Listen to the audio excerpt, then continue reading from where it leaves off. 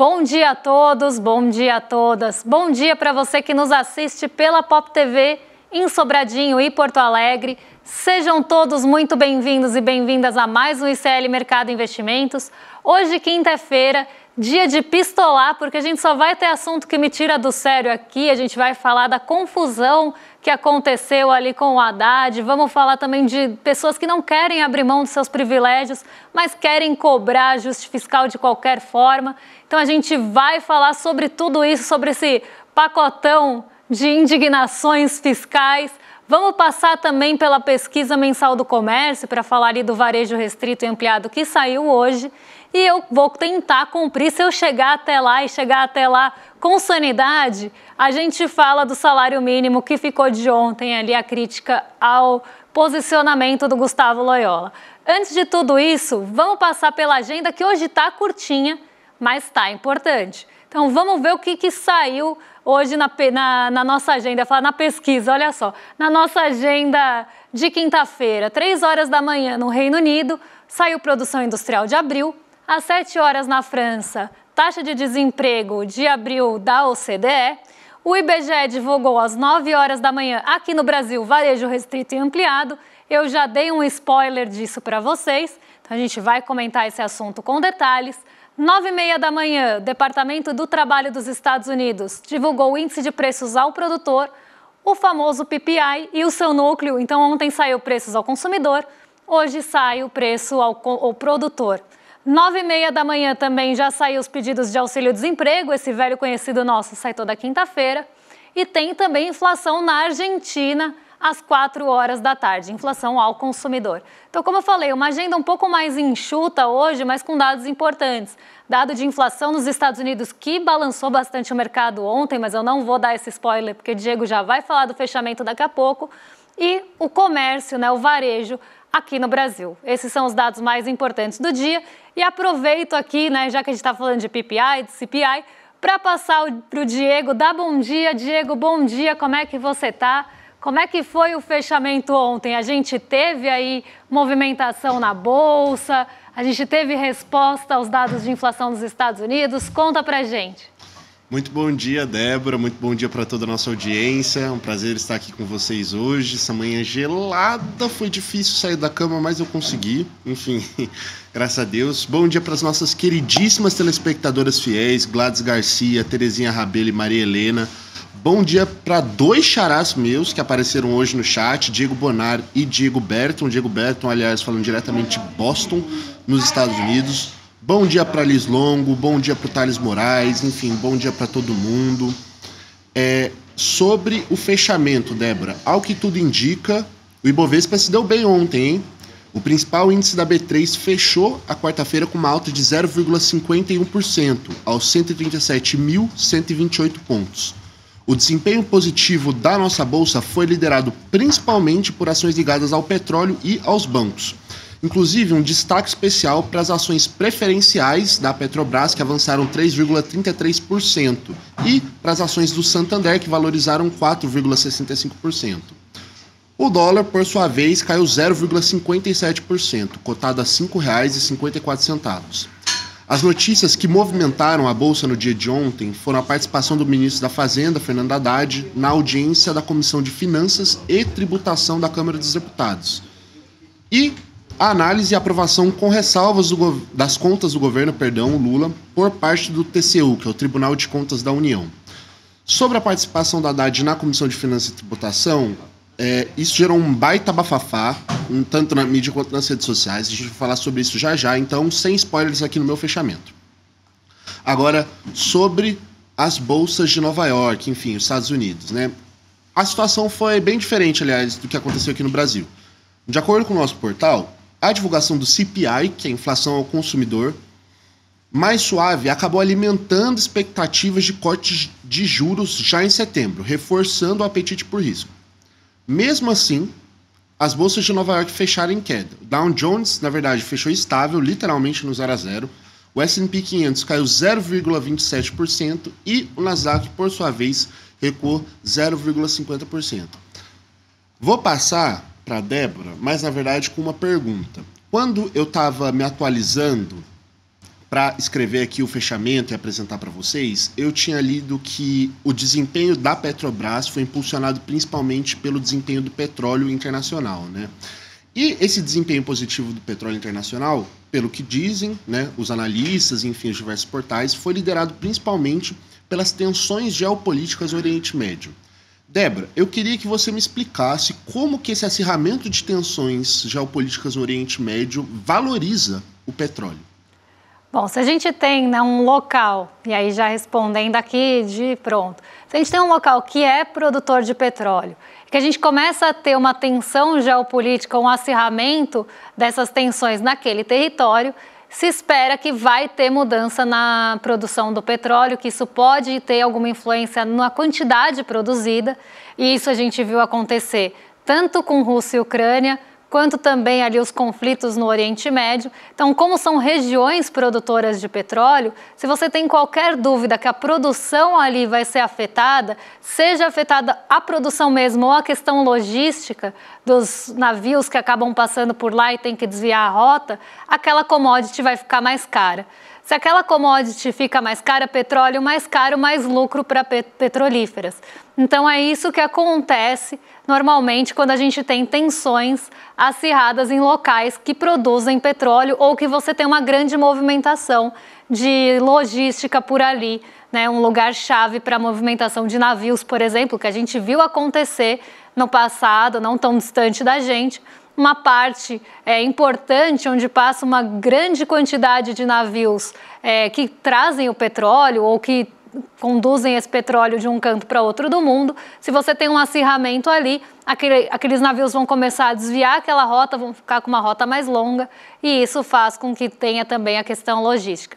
Mas mais que isso, né, a produção do petróleo sendo diminuída e commodity aqui é um bem, né, é um item que a gente consegue aplicar mais aquela coisa da oferta e demanda porque ela é negociada no mercado internacional. Então, se você tem uma redução da oferta ou alguma expectativa que essa oferta caia, você tem um aumento do preço da commodity. É por isso que a OPEP tem o poder que tem. A OPEP ela é uma organização de países que produzem petróleo e elas conseguem ali combinar entre si, né, para quem teve aquela aulinha de geografia de cartel, né, é o melhor exemplo que a gente tem. Elas conseguem combinar entre si o preço e a quantidade que elas vão, na verdade elas conseguem combinar a quantidade que elas vão produzir. Diante disso, você consegue mexer artificialmente no preço da commodity. E normalmente eles cortam produção quando aumenta a perspectiva de demanda, porque aí, artificialmente eles vão mexer no preço do petróleo e se favorecer disso. Então o petróleo ele tem essa característica.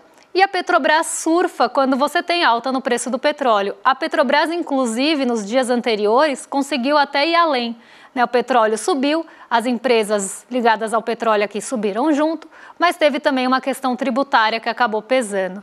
Agora, ontem, a gente teve uma outra questão aparecendo, né, no dia do mercado, nessa condução mais doméstica do mercado, que foi justamente a discussão em relação à compensação do IOF. E aí, gente, tem gente falando de tudo.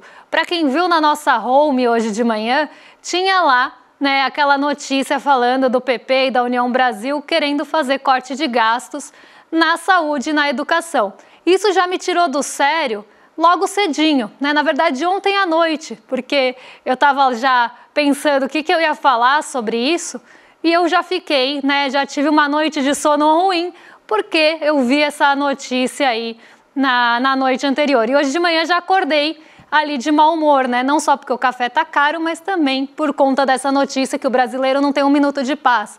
E o que fala o PP e o União Brasil, né? Os dois partidos aí bem conhecidos justamente por essas características não só fisiológicas, né? De ir ali para o lado que mais interessa, mas também por ter ali nenhum compromisso com o povo brasileiro. Porque você tem a cobrança do fiscal, e eu acho que aqui no Brasil a cobrança no fiscal ela é exagerada. Você tem mais cobrança do fiscal do que você deveria. Isso é muito conveniente. É muito conveniente porque quando você usa o fiscal para pressionar, você fica ali com uma carta na manga. E o fiscal é um guarda-chuva muito amplo. Você pode colocar tudo embaixo desse guarda-chuva do fiscal. Então, se você quer fazer uma pressão, se você quer exercer pressão, é um excelente trunfo para você usar em qualquer momento. Então, o mercado financeiro aproveita disso, até porque, dependendo da métrica, você consegue ter uma visão ou outra daquela dívida PIB, por exemplo, olhar a dívida líquida, olhar a bruta, olhar um outro indicador para tentar provar seu ponto. Então, é muito fácil de entender, é palatável. Você fala, está gastando demais. É um discurso que a população compra com facilidade. Mas a gente primeiro tem que dividir, tem gastos e gastos. Né? A gente tem o gasto que ele vai ser ali, vai ter um efeito multiplicador. Você está dando renda na mão das pessoas, essa renda vai circular, ela vai aquecer a economia e vai voltar, de certa forma, para o governo em forma de arrecadação, principalmente em tributos indiretos, que é o que a gente paga demais, é o que mais pesa no nosso bolso. Então, isso tem uma volta para o governo em forma de tributação e você aquece a economia, que também, uma economia mais aquecida, volta com mais arrecadação para o governo. Então, existe esse tipo de gasto. Existe o tipo de gasto que é para infraestrutura, que é para investimento, que é para você melhorar a capacidade produtiva, que gera emprego. Esse também é uma outra forma de gasto. E tem, sei lá, Viagra, né? Que aí é um gasto que realmente não faz sentido. Mas as pessoas jogam tudo no mesmo bolo ali de gasto. É tudo gasto e gasta demais. Primeiro, nem gasta tanto assim, nem é um gasto tão exagerado como dizem. Nem a dívida PIB está tão alarmante quanto falam. Porque se tivesse mesmo, André Graziano, um beijo para você, saudade, por onde anda André Graziano? Mas vamos lá, né? Se fosse esse friozinho e o ar-condicionado, são um combo perfeito para perder a voz. Mas se tivesse mesmo essa preocupação toda com o fiscal, se a gente tivesse numa situação alarmante, as pessoas estariam em outro patamar de cobrança. O que eu vejo é que tem pressão só e usam essa carta para todos os fins. É tipo uma grande desculpa que você vai usar quando você precisar. O mercado financeiro usa isso para pressionar dólar e juros e fazer a sua vontade ser escutada, se fazer ouvido. A gente vê o Congresso também se apropriando desse discurso para fazer aquele toma lá da cá, principalmente o Centrão. Então começa a usar esse trunfo ali, que é muito fácil de ser comprado e replicado, para tentar pressionar o governo, para tentar ser atendido também, suas vontades serem atendidas. E a gente viu isso ontem com essa declaração do PP e do União Brasil, porque abrir mão de emenda ninguém quer, né? Abrir mão de benefício fiscal ninguém quer. Abrir mão de penduricalho ninguém quer.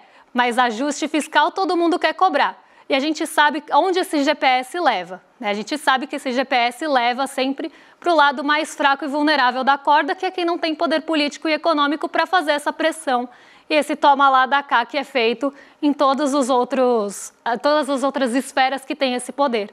Então, ontem, mais uma vez, esse exemplo de querer cobrar fiscal sem abrir mão dos próprios privilégios. Se tiver que cortar, corta na saúde, corta na educação, corta no benefício social, corta desse lado mais vulnerável.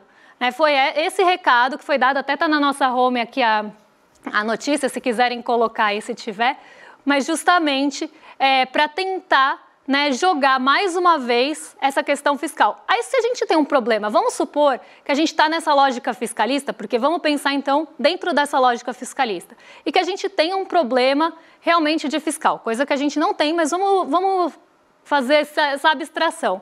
Se a gente tivesse realmente esse problema do fiscal e as pessoas tivessem compromisso com o Brasil, elas não iam querer abrir mão também dos seus privilégios para favorecer o país? A gente não vê isso acontecendo. Primeiro porque não tem justamente esse alarmismo todo, não existe toda essa cobrança é exagerada. E esse olhar, essa ótica é uma lupa muito grande colocada num problema que não é o foco de todos os problemas do país, como colocam. Esse é o primeiro ponto. Segundo, se a gente tivesse, né, essa questão toda, vocês acham que não teria que abrir mão todo mundo? E a gente vê que não está ninguém pensando no povo. A gente tem um Congresso hoje que está lá para advogar pelos seus benefícios próprios. Então, está lá para defender suas emendas, está lá para defender interesses de outros. Né? Então, se você tem ali uma educação, uma saúde mais precarizada, você vai ter, como consequência disso, uma massa ali de setor privado que vai tomar, inclusive massificando a prestação de serviço, essas lacunas que são deixadas pela precarização do serviço público. E isso é muito interessante para o setor privado, inclusive. Se você tem, né, umas pessoas que estão lá para representar o povo, representando a si próprio, isso não faz o menor sentido. Porque se eles estivessem realmente preocupados com o fiscal, realmente preocupados com todo esse risco que é pintado, eles teriam que também olhar para si e falar, então vamos cortar penduricalho, vamos cortar benefício, que não é o que acontece. E mais que isso, né, ontem a gente teve aquele episódio patético da Câmara, né, do Haddad falando ali, e a gente até separou um trechinho para passar para vocês, depois eu comento, justamente mostrando que aquelas pessoas que estão lá não estão lá para compromisso do povo. Ou elas estão lá para fazer um vídeo de 30 segundos para subir na rede social, no Reels do Instagram, e mostrar que fizeram um grande mousse, ou você tem, né, pessoas que estão lá só para advogar, ou por seus interesses, ou pelos interesses de que eles estão representando, que está longe de ser o povo. Eles estão representando empresas, estão representando bancadas. Eu já acho um absurdo ter bancada dentro do Congresso, a bancada isso, bancada aquilo. Que bancada, gente? Tinha que ser bancada do povo. Aquelas pessoas estão lá, as pessoas foram eleitas pelo povo e tinham que estar lá para representar esse povo, não interesses específicos de esferas que já têm poder político e econômico suficiente e que estão lá só mantendo esses privilégios. Porque falou em juros sobre capital próprio, aí não dá. Falou sobre desoneração de folha, aí não dá para cortar. Emenda, ninguém quer mexer. Tem ali programas de subsídios, ninguém quer mexer. Então, todo mundo quer que o ajuste fiscal seja feito sempre do lado mais fraco mesmo, né? Ninguém quer abrir mão de nada disso.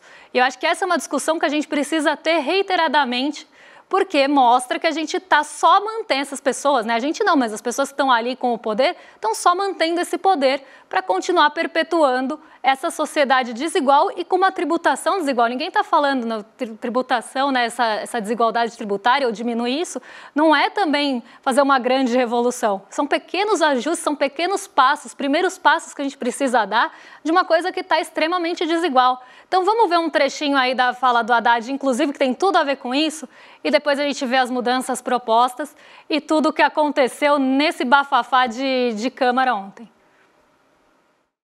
Em 2018, o Bolsonaro fugiu de todos os debates. Eu era candidato a presidente, estava no segundo turno, ele correu de debater comigo. Agora aparecem aí 2 deputados, fazem as perguntas e correm do debate. Acabaram de falar aí, e o Nicolas sumiu, é só para aparecer. Então, já que eles não estão aqui, quem sabe vocês mandem o recado para o Nicolas e para o Jordi, aprender um pouco das contas públicas brasileiras. Vamos começar a falar sério aqui, né? Em 2022, eles estão alegando que teve um superávit primário. Por favor, doutor, ouça. Em 2022, o Jordi e o Nicolas falaram que teve superávit primário. A que custo? Vamos lá. O Bolsonaro deu um calote nos governadores.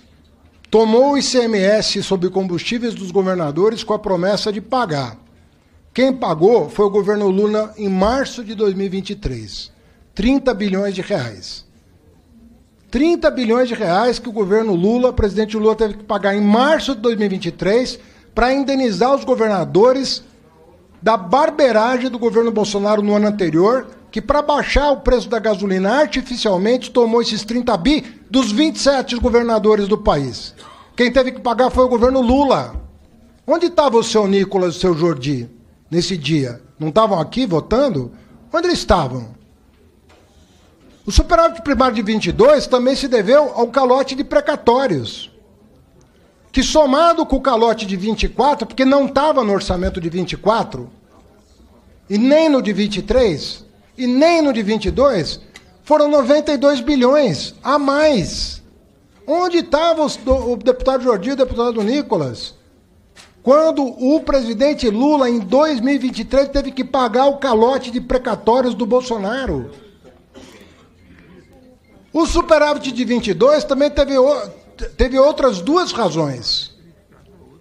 A barbeiragem da venda da Eletrobras vendeu na Bacia das Almas, uma das empresas mais importantes do Brasil, e depenaram a Petrobras com a distribuição de dividendo que superou 200 bilhões de reais num único ano de distribuição de dividendo.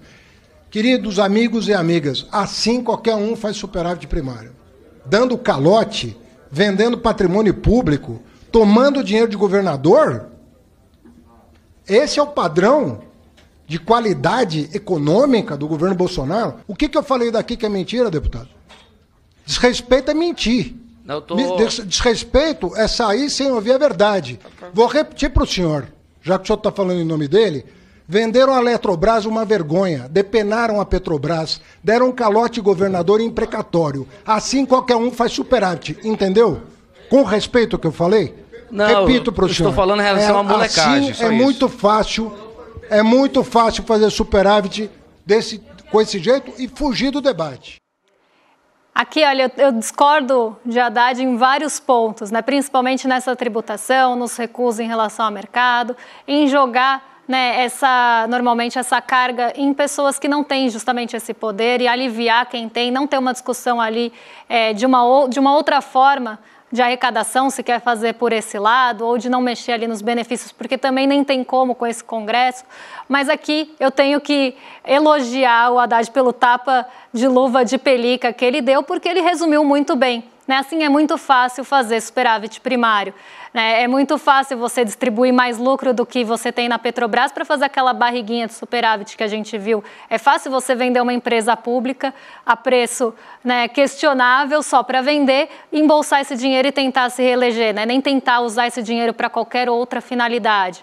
Você dá canetada para tirar ICMS, aí eu não vi ninguém falando de risco fiscal. É por isso que eu falo fiscalismo, e eu até falei isso na entrevista com a Haddad, fiscalismo aqui no Brasil ele é muito seletivo, não só pela forma que ele é cobrado em desigualdade em diferentes governos, porque ninguém falou em risco fiscal em nenhuma dessas situações. Ninguém falou em risco fiscal quando tirou a principal fonte de arrecadação dos governos. Aí todo mundo ficou quietinho. Não só nesse desequilíbrio de cobrança dos governos em relação ao fiscal, mas também um fiscalismo muito seletivo com como você vai se preocupar e quem que vai sofrer o corte, quem que vai ter que abrir mão. É tudo muito seletivo e muito conveniente. E eu acho que aqui a gente encerra, porque eu vou começar a ficar de mau humor. Vamos falar de varejo? Porque o varejo acabou decepcionando um pouquinho nesse mês e o Diego está lá na redação para contar para a gente quais eram as expectativas do mercado em relação ao comércio, tanto restrito quanto ampliado aqui no Brasil. Então, Diego, o que o mercado estava esperando para o varejo nesse mês, hein? No mês de abril, né? Nesse mês, não. Débora, se você me perdoar, antes da gente entrar no nosso quadro favorito, eu queria só destacar aqui que o chat está apresentando algumas dúvidas, algumas questões. Eu só queria trazer aqui porque, às vezes, eu deixo o chat um pouco de lado, não queria que eles se sentissem esquecidos. O Diego Bonar, meu xará, está perguntando aqui quando que a gente vai falar sobre a taxação do LCA e do LCI. A gente não tem isso em pauta hoje, possível que a gente traga isso amanhã. A Maria Helena fez uma pergunta que eu achei particularmente sensacional. Ela perguntou: qual país desenvolvido ou em desenvolvimento não tem dívida? Eu acho que essa pergunta é sensacional. Infelizmente, não sei se a gente vai conseguir encaixar muito bem aqui no programa, mas é um debate que a gente pode trazer aqui outras vezes. Tinha uma outra pergunta que eu infelizmente perdi, mas vamos entrar então no nosso quadro favorito. O mercado errou ou errou? Vamos para as expectativas do mercado financeiro para a pesquisa mensal do comércio, que foi divulgada hoje pelo nosso queridíssimo IBGE, Instituto Brasileiro de Geografia e Estatística. Pois bem, segundo as projeções do mercado financeiro, as vendas do comércio varejista restrito devem cair em média 0,6% em abril. Esse movimento aponta para um momento de desaceleração após um bom desempenho registrado no começo do ano. Segmentos como itens farmacêuticos e de uso pessoal, por exemplo, já podem começar a dar certos sinais de cansaço. Os dois segmentos devem ser protagonistas da queda, uma vez que sentiram com mais força o impacto da inflação no período. A estimativa é de uma retração de até 0,9% nesse grupo específico de produtos. Diante de tudo isso, o cenário reforça a ideia de que a economia brasileira pode entrar em uma fase de acomodação no segundo trimestre, especialmente diante de um ambiente econômico que se mostra menos favorável. Débora, se você me permite também, queria fazer uma aposta aqui antes de passar a palavra. Algo me diz que entre o erro e o erro, o mercado errou. Acertei? Você acertou, porque o mercado errou. O mercado projetou uma queda mais brusca no varejo do que ele realmente teve. O varejo ele caiu 0,4 nesse mês, recuou, então o sentido está certo, a magnitude estava errada, pelo menos na média. A média era entre 0,6, a mediana 0,7, então aqui na média o mercado errou suas perspectivas para o varejo em abril. E aí eu vou tentar falar muito rapidamente, porque a gente tem 5 minutos, em relação a LCI, LCA, CRI, CRA, fundo imobiliário, se todo mundo vai para 17,5, eu vou reservar amanhã para falar disso, porque hoje não ia dar tempo, em virtude de todos os assuntos que a gente tem para falar. Então amanhã eu vou reservar um tempinho para explicar todo esse embrolho para vocês, fiquem tranquilos, mas isso tem que ser feito com calma para também não gerar mais dúvida do que esclarecimento. Então amanhã a gente passa por isso, fiquem tranquilos que também vai ter videozinho sobre. Mas vamos lá, vamos ver como é que ficou o comportamento do varejo nesse mês de maio de uma forma muito rápida e veloz e furiosa. Vamos lá. Vamos passar para o primeiro gráfico, que aqui é a projeção do mercado, a gente já sabe que ele errou. Então, vamos ver o que realmente aconteceu, né? Vamos ver o que aconteceu aí nas condições de varejo. Vamos para o próximo assunto aqui. Então, em maio, abril para março, de março para abril, né, gente? Abril para março, pelo amor de Deus. Caiu 0,4 o varejo restrito e 1,9 o ampliado, que entra ali carro, que entra construção. Em relação ao ano, né, abril contra abril, a gente ainda tem uma alta de 4,8 no varejo restrito e 0,8 no ampliado. Acumulado em 2025 ainda está positivo, apesar da queda, porque a gente teve 3 meses aí de altas, não tão fortes, mas altas no varejo, 2,1% e 1%, e o acumulado em 12 meses também continua positivo. Vamos passar para o próximo gráfico que a gente tem aqui, que é o comportamento em 12 meses, porque eu acho que esse é importante para a gente ver desaceleração e volta de fôlego aqui. Então, até se quiserem deixar em tela cheia para o pessoal de casa acompanhar, eu acho que fica melhor para a gente ver esse movimento acontecendo. Então, a gente sai ali de um patamar de 2,5% em abril de 2024 e a gente tem, né, uma aceleração do varejo ao longo dos meses. Então, você tem ali 3,1, 3,3, ele vai subindo não tão fortemente, não tão rapidamente, mas tem uma ascensão ali no acumulado, mostrando que os meses que vieram depois estavam substituindo os meses anteriores. Então, você tem essa aceleração. Você chega a 4,1 até um patamar interessante de série histórica, a gente começa a ter recordes no varejo, e depois você vê essa desaceleração acontecendo no começo do ano, 4, 3,6, 3,1, então o varejo começa a desacelerar mês a mês, e isso reflete, não no mês a mês, assim, comparando o mês contra o mês anterior, mas nos meses que substituem os meses do ano passado já estão mais lentos do que estavam, e isso faz com que a gente tenha desaceleração.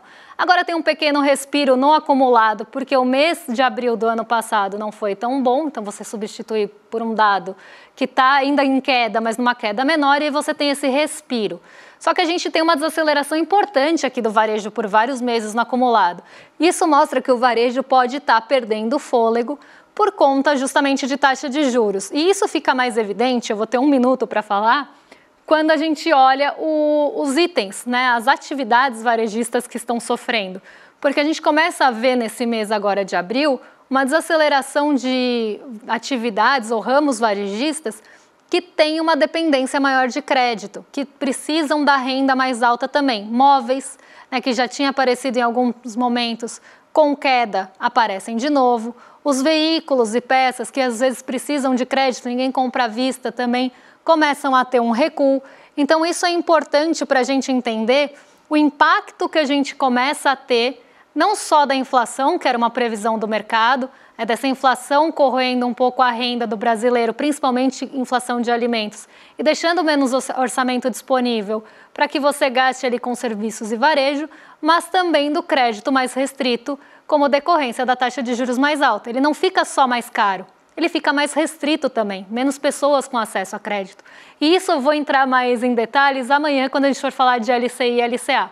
Então, o que eu queria falar aqui do varejo é que a gente começa a ver desaceleração importante em itens e atividades que dependem mais do crédito. E isso só é uma consequência da taxa Selic.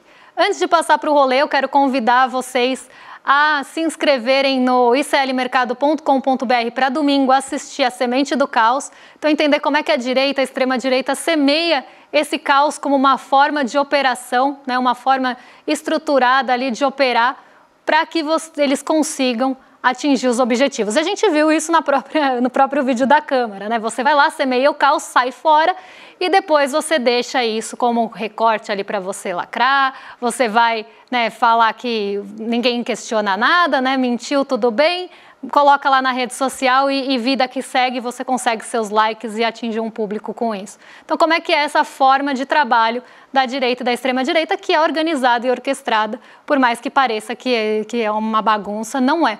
Então, o professor Castro Rocha vai explicar isso para a gente no domingo. E agora sim, eu passo para o Rolê ICL, nossos vizinhos de cima já estão lá para receber vocês nessa quinta.